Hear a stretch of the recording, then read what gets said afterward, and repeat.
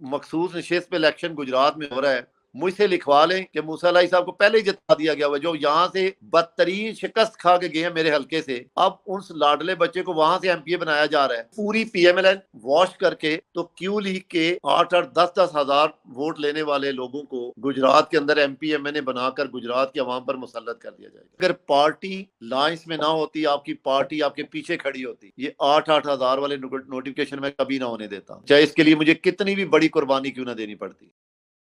तो मेरा जो हल्का है या जिला गुजरात है, ये पूरे पाकिस्तान से इसकी सिचुएशन हमेशा ही मुख्तलिफ रही है। कुछ खास लोगों का ये खब रहा है गुजरात कि उनके पसंदीदा लोग यहाँ पे हैं, तो वो किसी न किसी सूरत में, जैसे 18 में यही क्यू लीग पीटीआई की इत्तेहादी थी, तो उस वक्त भी सिचुएशन ऐसी ही थी, तो उन्होंने उस वक्त पीटीआई को खत्म किया और क्यू लीग को यहाँ से जितवाया। इस दफा सिनेरियो बदला, ये समझें कि पीएमएलएन को खत्म किया और क्यू लीग को जितवाया। थाना ककराली और थाना गुलियाना की ये प्लानिंग की गई कि यहाँ पर 110 के करीब पोलिंग स्टेशनों पे पोलिंग ना होने के बराबर हुई, मतलब 10 बजे 11-12 बजे पोलिंग का अमला आया, वो भी एक एक बंदा आया, एक पुलिस मुलाजम आया और एक उन्होंने प्रेजेंटिंग भेजा, और प्रेजेंटिंग भी क्लास 4 का मुलाजम, कहीं से कोई पटवारी पकड़ लिया जो अनट्रेड अमला था। उसका मकसद ही था कि आप पोलिंग को स्लो चलाएं, तो वो उसी पैटर्न पे उन्होंने चलाया। अगर यहाँ 8 से 5 पोलिंग होता, यकीनन ये सूरत बिल्कुल मुख्तलिफ होती। मेरे रवायती मुखालिफ थे क्यू लीग में,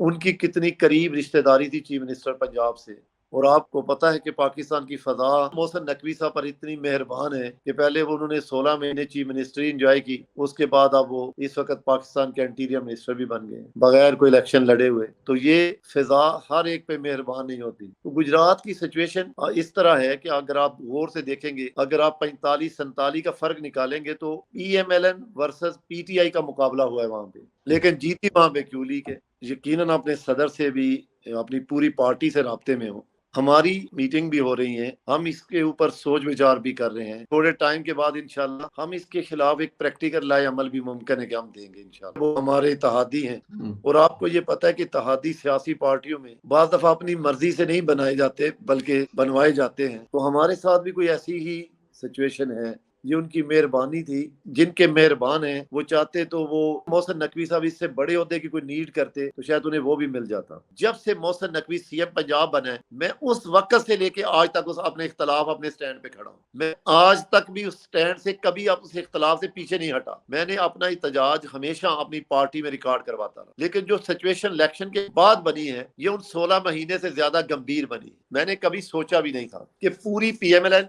वॉश करके तो क्यू लीग के 8-8, 10-10 हजार वोट लेने वाले लोगों को गुजरात के अंदर एमपीएमएनए बनाकर गुजरात की आवाम पर मुसल्लत कर दिया जाएगा। मेरे मुकाबले में चौधरी इलियास साहब जीते हैं, वो बैठे पीटीआई के बेंचों पे हैं, जबकि उनका डिक्लेरेशन फॉर्म इलेक्शन कमीशन में क्यू लीग का है। और ये भी मैं कह सकता हूँ, अगर सालिक साहब बड़े समझदार, बड़े पढ़े लिखे शख्स है, वो आकर टीवी पे बता दें कि उनके पास चौथा आजाद उम्मीदवार कौन है, किसने उनको ज्वाइन किया है और किसकी बुनियाद पर उन्हें 5वीं सीट मिली है। मतलब मेरे साथ ही वो बैठ जाए, मुझे बता दे कि उनके पास चौथा उम्मीदवार कौन है और 5वीं सीट किस तरह उन्हें मिली है, मकसूद नशिस्त जो है। तो ये गुजरात के अंदर देखे, अपनी सोच एक नजरिया कि इस पे मैं कभी कंप्रोमाइज नहीं करूंगा। ये नहीं हो सकता कि चौथे नंबर के लोग जो हैं वो गुजरात के लोगों पर 30 लाख की आबादी पर मुसल्लत कर दिए जाए तो मैं उन्हें तस्लीम कर लूं, ये शायद मेरे लिए मुमकिन नहीं है। तो मैंने कहा कि मैं तो ये चाहता हूं कि गुजरात पे कमीशन बना दिया जाए, गुजरात के तमाम हलकों पर, और मैं अकेला उसका मुकदमा लड़ूंगा कि जो अभी मखसूस नशिस्त पे इलेक्शन गुजरात में हो रहा है, जहां वो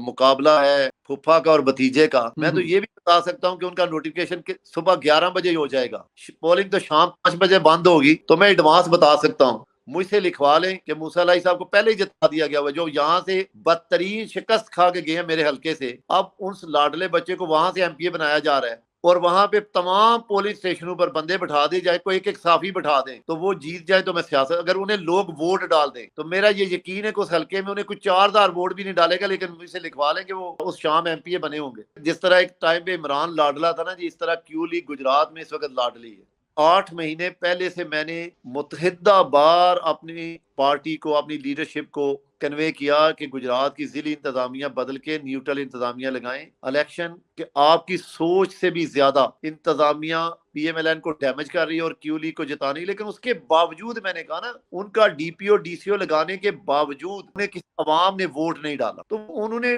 तंजीली इंतजामिया लगाई इसीलिए थी कि उनके नोटिफिकेशन हो जाए। तो वो उन्होंने जिस एजेंडे पे इंतजामिया मोहसिन नकवी ने लगाई थी, मोहसिन नकवी साहब के वो मिशन को उन्होंने तकमील कर दे दी उसमें। देखिए, अगर पार्टी लाइंस में ना होती, आपकी पार्टी आपके पीछे खड़ी होती, तो यकीनन अल्लाह ताला के फजलो करम से ये 8,000 वाले नोटिफिकेशन में कभी ना होने देता, चाहे इसके लिए मुझे कितनी भी बड़ी कुर्बानी क्यों ना देनी पड़ती। आपके हाथ पांव बंधे हुए थे, आप कर कुछ नहीं सकते थे, आप अपनी पार्टी के अंगेंस्ट नहीं जा सकते, आप उस इत्तेहाद को तोड़ नहीं सकते, और इत्तेहाद बनवाने वाले वो सब एक पेज पे थे। तो उस वक्त मैं तनहा था, अकेला एक खास हद तक तो लड़ सकता था, उससे ज्यादा तो देखिए आप नहीं लड़ सकते थे। अब भी मैंने कहा कि मैं गुजरात के अंदर तो कभी भी ये नहीं हो सकता कि मैं मुसल्लत शुदा लोगों को तस्लीम करूं या उन्हें इस तरह चलने दूं।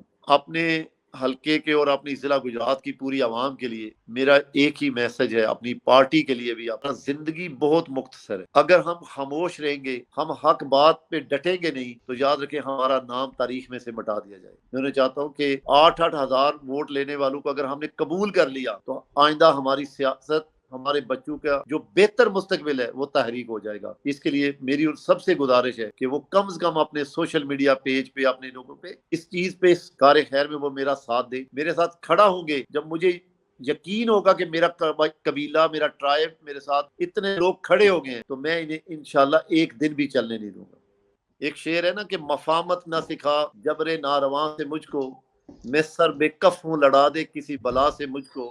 मियाँ नवाज शरीफ पर जैसे भी हालात हों, मेरा ये यकीन है कि मैं उनके नजरिए के साथ खड़ा हूँ, हमेशा खड़ा रहूंगा। और पार्टी छोड़ने या पार्टी बदलने का मैं कभी सोचूंगा भी नहीं कि मैं अपना नजरिया, अपनी पार्टी छोड़कर किसी दूसरी पार्टी को ज्वाइन करूं, ये तो पॉसिबल ही नहीं। इस रमजान सेठीज लाइफस्टाइल स्टोर्स लाया छोटी ईद की बड़ी बचत। आज ही अपने करीबी सेठीज के स्टोर को विजिट करें और हासिल करें बच्चों की, लेडीज की और जेंट्स की तमाम नई ईद कलेक्शन पर 50% तक का बड़ा डिस्काउंट।